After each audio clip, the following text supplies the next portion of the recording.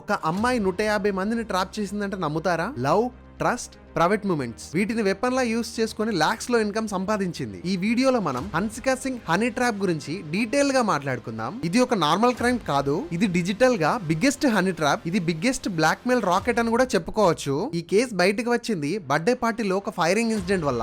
ఆ ఒక ఇన్సిడెంట్ మొత్తం సిస్టమ్ నే షేక్ చేసింది. స్టోరీలోకి వెళ్లే ముందు hi friends, welcome back to my YouTube channel. ఈ వీడియో ఎంటర్టైన్మెంట్ కోసం కాదు, అవేర్నెస్ కోసం. ఈ వీడియోలో చెప్పే ఎలిగేషన్స్ అండ్ రిపోర్ట్స్ అన్ని కోర్టు నుంచి బేస్ చేసుకున్నవే. ఇప్పటి వరకు మన ఛానల్ ఎవరైనా సబ్స్క్రైబ్ చేసుకోకపోతే ఇప్పుడే సబ్స్క్రైబ్ చేసుకోండి. ఇక ముందుకు వెళ్దాం. బర్త్డే పార్టీలో ఫైరింగ్ ఇన్సిడెంట్. జనవరిలో గోరఖ్పూర్ లో ఒక బర్త్డే పార్టీ జరుగుతుంది. ఆ పార్టీకి హన్సికా సింగ్ కూడా వచ్చింది.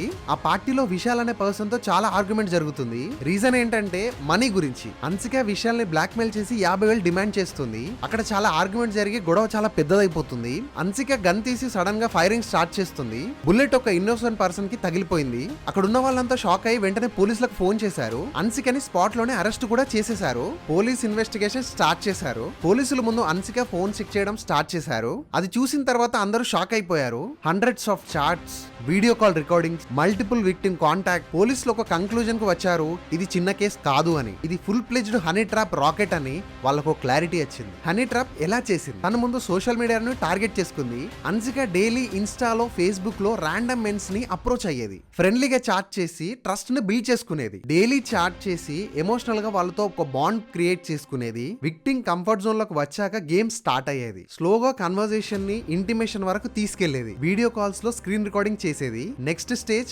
Black mail. ఈ వీడియో మీ ఫ్రెండ్స్ అండ్ ఫ్యామిలీకి షేర్ చేస్తా అని బెదిరించేది. ఈ వీడియో వైరల్ చేస్తా, పోలీసులకు పెడతా అని బెదిరింపులు స్టార్ట్ అయ్యేవి. కేసు వేస్తా అని మనీ డిమాండ్ చేసేది. చాలా మంది భయపడి డబ్బులు కూడా కట్టేశారు. పోలీస్ ఎస్టిమేషన్ ప్రకారం 150 మెంబర్స్ ఉన్నారు. ఇందులో పోలీస్ ఆఫీసర్స్, అఫీషియల్స్ కూడా ఉన్నారు. చాలా మంది సోషల్ షేమ్ వల్ల ఎవరికి కంప్లైంట్ కూడా ఇవ్వలేదు. అందుకే ఈ రాకెట్ ఇయర్స్ వరకు కొనసాగుతూనే ఉంది. ఈమెకు ఆల్రెడీ క్రిమినల్ హిస్టరీ ఉందని బయటపడింది. ఆమెకు ఒక చిన్న నెట్వర్క్ ఉంది అని పోలీసులకు పెద్ద అనుమానం వచ్చింది. బ్యాంక్ ట్రాన్సాక్షన్స్ ని, ఫోన్స్ ని, ల్యాప్టాప్స్ ని అన్నిటిని సీజ్ చేశారు. ఇది జస్ట్ క్రైమ్ కేస్ కాదు, ఇది సిస్టమ్ లూప్ హోల్స్ ని, social media misuse, fear psychology అన్నిటిని కలిసి చేసిన డేంజరస్ స్కామ్. పోలీస్ ఇన్వెస్టిగేషన్ ఇంకా కొనసాగుతూనే ఉంది. ఫ్యూచర్ లో ఇంకా చాలా నేమ్స్ బయటకు వచ్చే ఛాన్సెస్ కూడా ఉన్నాయి. మీకు ఇలా కాల్స్ ఏమన్నా వచ్చినా, మీరెందులో ఇరుక్కున్నా, మీ వీడియోస్ ఎవరైనా బయట పెడతానని చెప్పినా ఇమ్మీడియట్ గా మీ దగ్గర ఉన్న పోలీస్ స్టేషన్ లో కంప్లైంట్ చేయండి. వాళ్ళు మిమ్మల్ని సేఫ్ గా ఉంచుతారు. అలాగే మీ వీడియోస్ అన్నింటిని వాళ్ళ దగ్గర నుంచి డిలీట్ కూడా చేపిస్తారు. ఈ వీడియో మీకు అవేర్నెస్ అనిపించింది అంటే please do like, share, comment and subscribe.